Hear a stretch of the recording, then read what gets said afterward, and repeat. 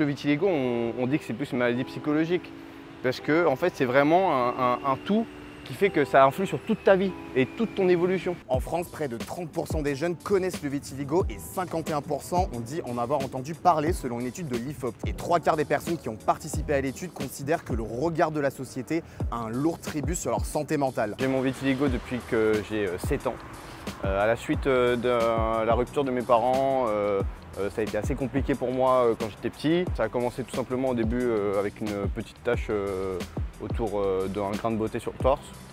Puis au début je savais pas ce que c'était trop, donc voilà, ça s'est vite. J'ai vite été voir un médecin, un dermatologue, qui m'a expliqué plus ou moins bien ce que j'avais. En fait, mon vitiligo il est assez unique et spécifique, comme tous les vitiligos que vous verrez.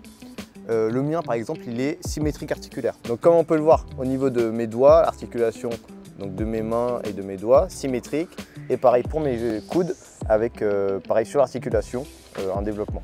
J'en ai aussi donc autour des yeux, pareil c'est un muscle, symétrie pareil, la bouche exactement pareil, et puis après mes genoux et mes chevilles aussi. Les douleurs physiques sur le vitiligo, il n'y en a pas. Moi je n'en ai jamais eu. Les seules douleurs qu'on pourrait avoir, c'est suite à une exposition au soleil prolongé, ça peut créer des brûlures si on ne se protège pas. D'ailleurs, il y a un truc qui revient souvent dans cette étude de l'IFOP, c'est cette croyance selon laquelle le vitiligo serait contagieux et qu'au collège, il y a seulement 3 personnes sur 10 qui accepteraient d'être en contact avec quelqu'un qui a le vitiligo. C'est vrai qu'on pense que c'est contagieux, souvent, mais c'est plus les enfants qui m'en parlent. Et en fait, c'est vraiment des tout petits, des gens qui ont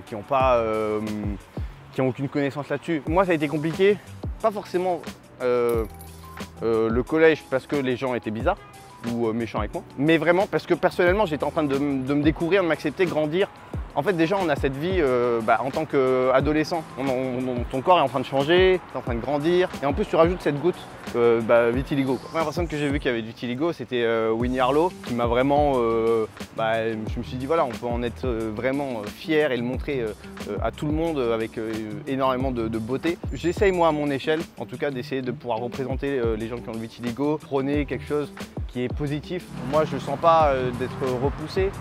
Je ne me sens pas on va avoir été recalé dans un travail pour ça. Donc je pense que c'est en train d'évoluer aussi positivement. Plus les gens seront informés, plus les gens connaîtront aussi cette maladie. Et moins il y aura de regards, moins il y aura de discrimination et moins il y aura